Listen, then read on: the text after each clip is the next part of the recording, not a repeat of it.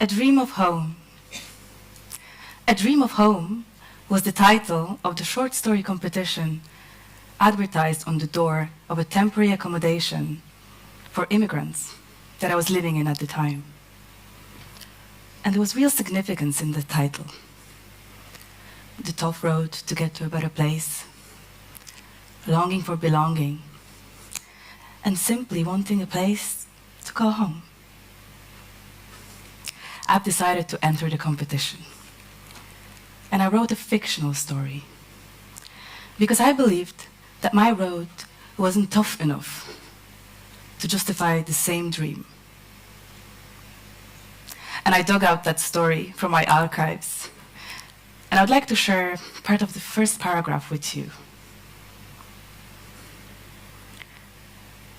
I stood at the bridge and wished I could fly. I closed my eyes and dreamt of becoming an angel. An angel, free, innocent, and beautiful, with large wings that could cover me up when I'm cold and when I'm tired. Wings that can become my own shelter, my own home. It takes a village, they say. The place, the people, your family, your friends, the country you come from. But it is the sense of belonging that really allows us to thrive. So when you're excluded from the society, how can you live to your fullest potential? For starters, you could become your own best friend that has your own back and believes that you do deserve it. You see, before the move, I was a thriving teenager. I lived in Poland to a Polish mom and Nigerian dad. My dad came to Poland on a scholarship, got his PhD, and worked as a teacher. And my mom had her own professional career. And despite some challenges of living in predominantly white society, I still had my friends, my drama society, my dance classes, my extended family, and I had my home. So the day we entered the immigration office in Dublin and handed over our passports, I was stripped of my identity. A simple formality we expected to take a couple of weeks wasn't as simple as that. We got put on a bus and transferred into direct provision, a refugee camp. Gated barracks, fenced off for our own protection. And after a couple of weeks, we got moved to our permanent location, which turned out to be a caravan park with mobile homes. For me, being an asylum seeker and having no freedom, and also not being able to fully express myself because of a language barrier, meant that my village has suddenly shrunk to the size of 3 people: my mom, my dad, and myself. So I really had to become my own best friend. I had to get comfortable in silence. And I found an outlet in writing. My diary and letters. Many, many letters. My first day at school has made it very clear that this was going to be a long journey. I sat at the back of the class, hoping that nobody talks to me. But the teacher wanted to be welcoming, so she asked me to stand up and ask for my name. And I responded, Biola, and I hoped that was it. But she then proceeded to ask me how to spell it. I wasn't sure I could spell well enough in English in front of the whole class. So I just said, I don't understand. I can still remember how it felt. I just felt so stupid. And you know, the girls in that school, which was actually a convent, never really found out who I was, or even where I came from, what I represented. Was I intelligent, fun? That I loved poetry? And I was actually a straight-edge student. But I'd also like to share another significant day with you while living in the caravan park. We were rationed personal care and cleaning products. For some reason, we were entrusted with those items. And we ran out of bin bags. So my parents had sent me to the reception to get some. I stood in the door, and there were two young people working there, not much older than I was, laughing away and having chats.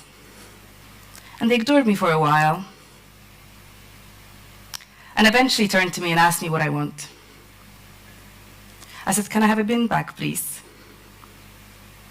They said, "Yes, wait," and continued in their laughter. After a couple of minutes, which felt like a lifetime, they handed me one bin bag. And as I walked back with a trash bag in my hand and tears in my eyes, it also gave me a little bit of a kick. I've made a promise to myself that day that I will show them. I will make myself count. And I will not let anyone make me feel inferior ever again. I just didn't know how I was going to do that. But attempt number one, I've decided to get a job.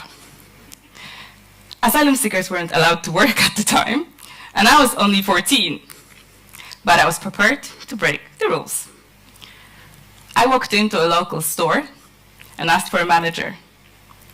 The supervisor said he would take my details to pass them on. I was delighted to be taken seriously. He wrote down my name and then asked me for my mobile number. So without hesitation, I responded 75. We both froze. Because as you might have guessed, 75 was not my telephone number. 75 was the number of the mobile home that I was living in. A fail. But not fail enough for me to give up on myself. I knew I will get to where I want to be, just not yet. Maybe later. A couple of months later, my baby brother Mikey was born. 3 months prematurely and with severe disabilities. So we got transferred to another shelter, closer to the hospital. And then around Christmas 2003, last winter before Poland joined the EU and my liberation really happened, the school was doing collections of food for the poor, and I was in and out of school because Mikey was in hospital fighting for his life. And around 3 days before Christmas, someone knocked at the door unexpectedly. And it turned out to be the charity from the school with a big box of food. And it has dawned on me that I was the poor kid.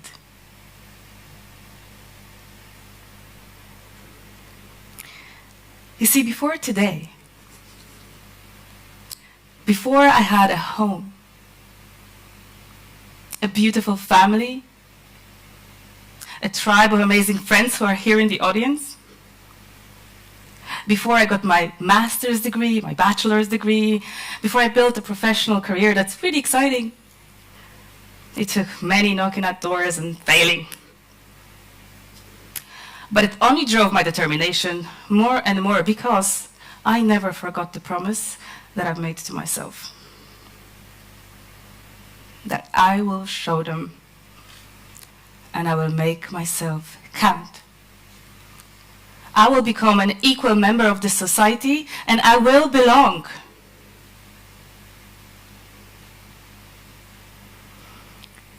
Do you recall the short story competition that I mentioned at the start? I won it.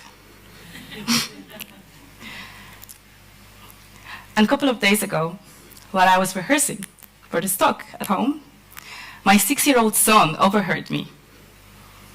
And he ran over to me all excited and said, "Mom, you won a competition?" And I said, "Yes, I did." And he said, "And did you get a trophy?" "Yes, I did." "So can I see it?" "No, you can't, because I threw it in the bin." And as he ran off, prepared to retrieve it from the bin, I had to stop him and explain that it was a long time ago. And thankfully, he lost interest in that conversation at that stage, because I'm still trying to come up with the right answer that I can give a 6-year-old. But let me tell you the truth. The award had World Refugee Day 2004 engraved on it, along with my name. And every time I looked at it, it brought mixed emotions. Pride and shame. A token of achievement became a token of shame because it acted as a reminder to me that I didn't belong. But today I know that was not a fail. My win was still my win. I just wish I had the award to show to my children. But I now have made a commitment to my son that I have to get a new trophy and not throw it in the bin this time. So, before I leave the stage, there's just one thing that I would like to say to all of you. If you ever find yourself feeling like you do not belong, for whatever reason it might be, have the courage to pursue your dream of home. Thank you.